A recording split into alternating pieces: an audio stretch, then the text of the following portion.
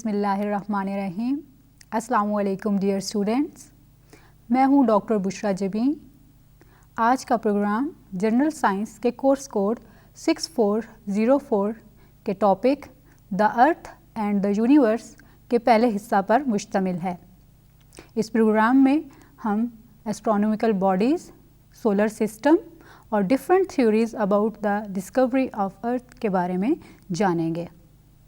आइए आगाज़ करते हैं प्रोग्राम के पहले टॉपिक से, एस्ट्रोनॉमिकल बॉडीज़। इस कायनात के अंदर बहुत ज़्यादा तारे मौजूद हैं जिनको हम स्टार्स के नाम से जानते हैं। जब भी हम आसमान की तरफ देखते हैं बहुत सी चीज़ें टिमटिमाती नज़र आती हैं, लेकिन ये सब तारे नहीं हैं और इनके बारे में जो जानने की कोशिश करते हैं वो एस्ट्रोनॉमिस्ट कहलाते हैं। So the study who about the astronomical bodies is done by एस्ट्रोनॉमिस्ट, और ये एक्सप्लेन करते हैं कि सन की एग्जैक्ट लोकेशन क्या है जो कि आज तक मालूम नहीं हो सकी, और इसके इर्द गिर्द जो भी सितारे घूम रहे हैं वो सब किस तरह के हैं और उनकी किस तरह की अशकाल हैं या किस तरह से वो हरकत कर रहे हैं। ये सब एस्ट्रोनॉमिकल बॉडीज़ के अंडर आते हैं। इसका मतलब ये है कि एस्ट्रोनॉमिकल बॉडीज़ वो तमाम अशिया जो सूरज और सूरज के साथ हमें आसमान के ऊपर चमकती हुई नज़र आती हैं वो सब एस्ट्रोनॉमिकल बॉडीज़ कहलाती हैं। सबसे पहले हम देखते हैं स्टार्स को, जो हमें सितारे तारे चमकते नज़र आते हैं। तो जो चीज़ें रोशनी को एमिट कर सकती हैं यानी रोशनी निकालती हैं और हमें आसमान के ऊपर रोशन नज़र आती हैं वो सब स्टार्स कहलाते हैं। Stars are the shining bodies on the sky. दूसरा है प्लैनेट्स। प्लैनेट्स भी सॉलिड बॉडीज़ ही हैं लेकिन इनके अंदर चमक नहीं होती। The bodies which are not shining but they have mess and present on the sky, present in the universe, कायनात के किसी न किसी हिस्से के अंदर मौजूद हैं। ये भी लगातार घूम रहे होते हैं और अपनी एक ख़ास जगह पर मुकर्रर नहीं होते, लेकिन ये इनके अंदर चमक नहीं होती। तो पहले थे स्टार्स, दूसरे प्लैनेट्स। अब हम जाते हैं तीसरे हिस्से पे जो है मून, चाँद, जिसको आप हर रोज़ आसमान पे देखते हैं। ज़मीन का ये एक ही चाँद है जिसे हम देखते हैं, लेकिन हर सितारे का अपने चाँद हैं। किसी के 2 हैं, 3 हैं, 4 हैं, 5 तक चाँद मौजूद हैं। चाँद एक ऐसी सरज़मीन है जो रोशनी रखती है और इसके अंदर भी चमक मौजूद है। इसके बाद जो एक बहुत ही अहम खला के अंदर पाई जाने वाली चीज़ है वो है एस्टेरॉइड्स। एस्टेरॉइड्स भी सूरज की तरह के ही होते हैं। ये जुपिटर और मार्स के बीच में मौजूद है और इनके अंदर कार्बन, मेटल्स और रॉक्स मौजूद हैं, लेकिन ये ऐसी हैवी बॉडीज़ हैं कि इनके अंदर चमक नहीं होती। जैसा कि मून के अंदर चमक है लेकिन एस्टेरॉइड्स के अंदर चमक नहीं है। वज़न इनका भी है, ये भी लगातार आसमान में घूम रहे हैं, हमें नज़र नहीं आ रहे क्योंकि ये चमक नहीं रहे। पांचवी चीज़ जो हमें एस्ट्रोनॉमिकल बॉडीज़ के अंदर नज़र आती है वो है comet. Planets and asteroid, some other objects are called around the sun are called comets। ये ऐसी बॉडीज़ हैं जो बेसिकली बहुत ठंडी सरजमीन है यानी आइस और डस्ट से मिलके बनी हुई बॉडीज़ जो कॉन्स्टेंटली खला के अंदर मौजूद हैं वो कॉमेट्स कहलाते हैं। बाकी जितनी बॉडीज़ इससे पहले मैंने आपको बताई, स्टार्स, मून, एस्टेरॉइड्स, वो सब हॉट बॉडीज़ हैं और उनसे लाइट एमिट होती है, जबकि कॉमेट्स के अंदर लाइट एमिट भी नहीं होती और दूसरा ये ठंडी बॉडीज़ हैं। They are filled with ice and dust, यानी इनके अंदर एक ठंडा तूफ़ान चल रहा है। इसलिए इनको बाकी सबसे अलग रखा जाता है और ऐसी बॉडीज़ को कॉमेट्स कहते हैं। नेक्स्ट है मेटीरॉइड्स। नाम से ही ज़ाहिर है ये डिफरेंट मटेरियल्स के बने हुए हैं। These are smaller than asteroids. मेटीरॉइड्स have size of A grain, यानी छोटे से दाना जो नहीं होता जैसे गंदम का दाना हो या छोटा, इस तरह के देखने में नज़र आते हैं, लेकिन इनका वज़न बहुत ज़्यादा होता है और जब ये हवा के अंदर घुस जाते हैं तो हम इनको मेटियोर कहते हैं। मेटीरॉइड्स बॉडी का नाम है and when they are come down in the air, यानी जो हमारे इर्द गिर्द खला के अंदर मौजूद निज़ाम है उसके अंदर जब ये घुस जाते हैं तो हम इनको मेटियोर्स बोलते हैं। मेटियोर्स हवा के अंदर आ गए हैं। नेक्स्ट एस्ट्रोनॉमिकल बॉडी है मेटियोर। ये मेटियोर जो हैं ये आपने कभी रात को देखा है एक तारा सा ज़मीन की तरफ गिर रहा होता है, جن کو بہت سے لوگوں میں یہ متس بھی ہیں کہ ہم ایک تارے کو گرتے ہوئے دیکھیں تو جو دعا کرے وہ قبول ہو جائے گی، اور اس طرح سے بہت سی متس ہے. تو وہ جو تارا آپ کا گر رہا ہوتا ہے، سائنس کی زبان میں ہم اس کو میٹیور کہتے ہیں. یہ کانسٹنٹلی برننگ باڈی ہوتی ہے اور جلتی جاتی ہے اور زمین کی طرف آتی جاتی ہے. اصل میں یہ وہ ستارہ ہے جو وقت کے گزرنے کے ساتھ ساتھ ختم ہو رہا ہوتا ہے یا تباہ ہو رہا ہوتا ہے. اس کا لائف ٹائم ختم ہو چکا ہوتا ہے. یہاں تک ہم نے ایسٹرونومیکل باڈیز کے بارے میں پڑھا. اب ہم اسپیسیفکلی سورج کے بارے میں بات کریں گے. وہ ہے جس کے اوپر یہ ہماری روزمرہ زندگی منحصر کرتی ہے، وہ ہے سولر سسٹم. سولر سسٹم کے بارے میں آپ سب لوگ جانتے ہوں گے کہ یہ سورج اور 9 مختلف ستاروں پر مشتمل ہے. سورج کے ارد گرد بہت سے چاند اور کومیٹس بھی ہیں، لیکن سولر سسٹم کے اندر فکسڈ 9 باڈیز ہیں جو ایک ہی سرکل کے اندر لگاتار گھوم رہی ہوتی ہیں. یہ سولر سسٹم ایک ڈسک کی طرح کام کرتا ہے اور اس کے اندر 9 جو پلینٹس ہیں ان کے نام ہیں Pluto, Neptune, Uranus, Saturn, Jupiter, Mars, Earth, Venice اور مرکری. آئیے اب ایک ایک کر کے ہم ان سب کے بارے میں تفصیلات سے جانتے ہیں. سب سے پہلے سولر سسٹم کا جو حصہ ہے وہ ہے پلوٹو. پلوٹو سب سے پہلے 1930 میں ڈسکور ہوا. ایسٹرونومسٹ نے کلے ٹومیونگ، سائنٹسٹ تھے، ایسٹرونومسٹ تھے کلے ٹومیونگ، انہوں نے ڈسکور کیا. Pluto was a moon of Neptune. Neptune کا یہ چاند کہلاتا تھا اور زمین کے سے اس کا 5900 مائلز کا ڈسٹینس تھا اور یہ بھی سورج کے گرد گھومتا رہتا ہے. دوسرا ہے نیپچون. نیپچون فرینچ سائنٹسٹ نے سب سے پہلے ڈسکور کیا، جو کہ ایک برٹش میتھمیٹیشین تھا، اور انہوں نے 1846 میں فرسٹ ٹائم اس کے بارے میں بتایا. اور یہ اسمالر دین یورینس ہے، اس کا سائز بہت کم ہے. It is 4497 kilometres away from sun اور اس کا ڈایامیٹر 48,600 ہے. تیسرا بڑا سیارہ جو کہ سولر سسٹم کا حصہ ہے وہ ہے یورینس. یورینس بھی فرسٹ ٹائم ایک ایسٹرونومسٹ نے ہی ڈسکور کیا ان 1781 and he called it George, but later on scientist نے اس کا نام یورینس رکھ دیا. اس کا بھی سورج سے کافی زیادہ فاصلہ ہے، 2870 ملین تک اس کا فاصلہ جا رہا ہوتا ہے، اور اس کو اگر ہم ایکسس کے گرد دیکھیں تو 17.3 آورس لگتے ہیں ایک چکر مکمل کرنے میں. چوتھا امپورٹنٹ سولر سسٹم کا پارٹ ہے سیٹرن. یہ سیکنڈ بگیسٹ اور تھرڈ فاسٹسٹ پلانٹ ہے. یہ سیکنڈ بگیسٹ اور تھرڈ لارجسٹ پلانٹ ہے. اٹ ہیز اے رنگ سسٹم. رنگ کی طرح یہ گول گول گھومتا رہتا ہے، اپنے ایکسس کے گرد بھی گھومتا ہے اور سورج کے گرد بھی گھومتا ہے. تو اس کو ایک روٹیٹنگ باڈی ہی سمجھا جاتا ہے، اس لیے اس کا نام سینٹرم رکھا گیا ہے. پانچواں سولر سسٹم کا اہم حصہ ہے جوپیٹر. بھی 5th پلانٹ آف سن ہے. اس کا volume greater than other plants ہے. It is important to know that mass of Jupiter is heavier than that of other masses. اگر تمام پلانٹس کا بھی اکٹھا کر کے وزن کیا جائے نا تو جوپیٹر کا وزن اس سے بھی زیادہ ہوگا. اس کا مطلب ہے heaviest body in the solar system کیا ہوئی؟ جوپیٹر. تو جوپیٹر کی یہ خصوصیت ہے کہ یہ وزن میں بہت زیادہ ہے. یہ چمکتا اس طرح سے نہیں ہے، چکر یہ بھی لگاتا ہے، لیکن وزن میں سب سے زیادہ کون سا ہے؟ جوپیٹر. نیکسٹ پارٹ ہے مارس. مارس بھی سولر سسٹم کا اہم حصہ ہے. یہ اسمالر ان سائز ہے اور اس کے اندر کاربن ڈائی آکسائڈ بہت زیادہ مقدار میں موجود ہوتی ہے. اس کا فاصلہ زمین سے 228 کلومیٹر ہے اور یہ اپنے ایکسس کے گرد گھومنے میں 24 گھنٹے لگاتا ہے. یعنی 24 گھنٹے ایک دن کے اندر وہ صرف اپنے ہی گرد گھوم پاتا ہے. تو مارس بھی کانسٹنٹلی اپنے ایکسس کے گرد گھوم رہا ہوتا ہے. سولر سسٹم میں اگلا 8واں حصہ جو ہے وہ ہے ارتھ. وہ زمین جس کے اوپر ہم اپنی زندگی گزار رہے ہیں، جس کے اندر ہر طرح کی ہوا فضا موجود ہے. زمین کی سب سے اہم بات یہ ہے کہ یہ لیونگ پارٹ ہے، اس کے اندر زندگی گزاری جا سکتی ہے. باقی جتنے پلانٹس ہیں ان کے اندر آکسیجن، پانی یا باقی چیزوں کی اتنی مقدار موجود نہیں ہے کہ اس کے اندر زندگی گزاری جا سکے. تو this is the most largest and densest part, یعنی اس کی ڈینسٹی بہت زیادہ ہے and it is full of oxygen. Oxygen کی مقدار اس میں زیادہ ہے، اسی وجہ سے اس کے اندر زندگی پاسبل ہے. وہ دو چیزیں جو زمین کے اندر زندگی گزارنے میں مدد دیتی ہیں وہ ہیں پانی اور آکسیجن، اور یہ وہ واحد پلانٹ ہے جس کے اندر یہ چیزیں موجود ہیں. باقی پلانٹس میں یہ چیزیں نہیں موجود، اسی لیے ان کے اندر زندگی پاسبل نہیں ہے. اور لاسٹ ہے Venus, 9th star of solar system.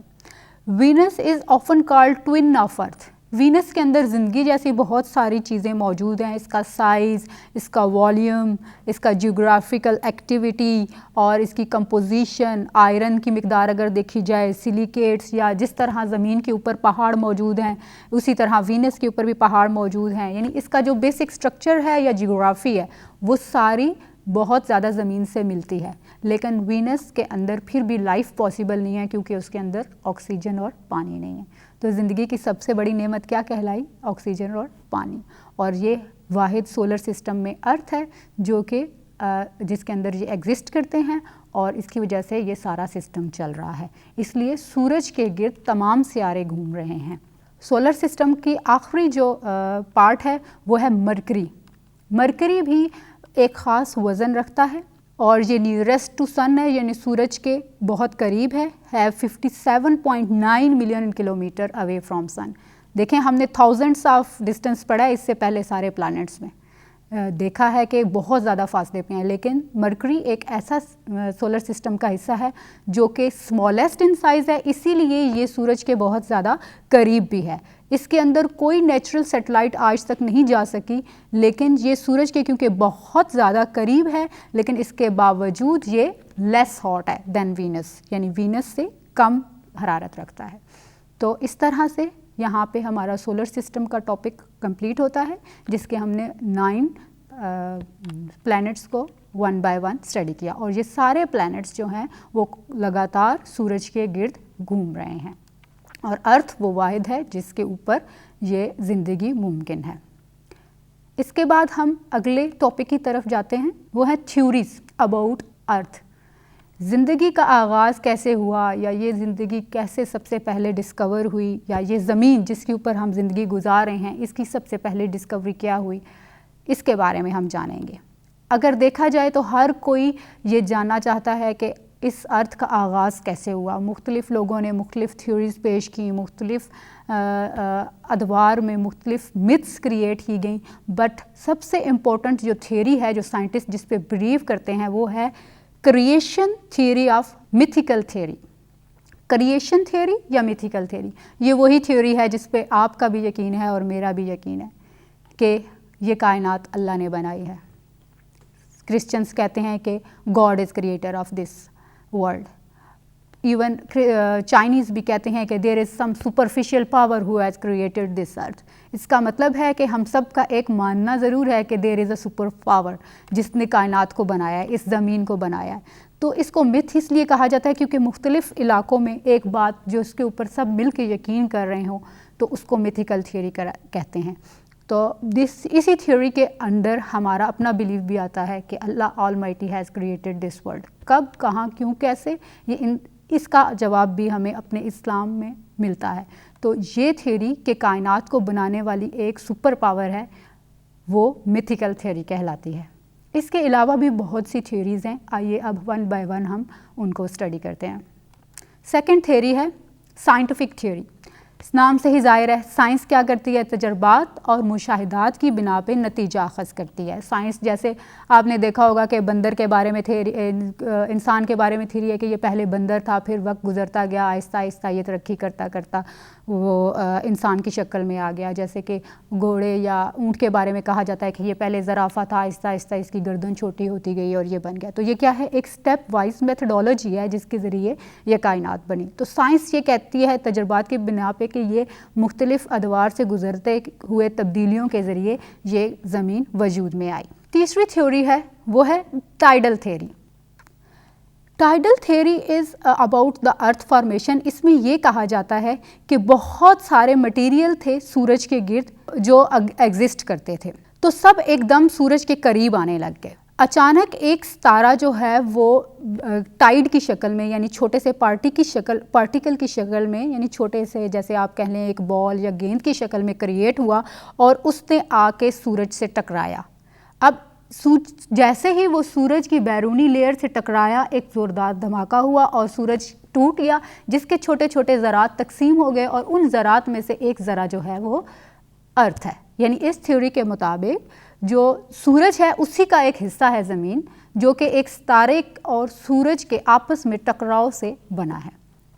تو اس تھیوری کے مطابق ہم یہ سائنٹسٹ کا یہ ماننا ہے کہ خود بخود کریٹ نہیں ہوئی، بلکہ یہ ایک ستارے کے سورج کے ساتھ ٹکرانے کی وجہ سے بنی ہے. فورتھ تھیوری ہے نیبولر تھیوری.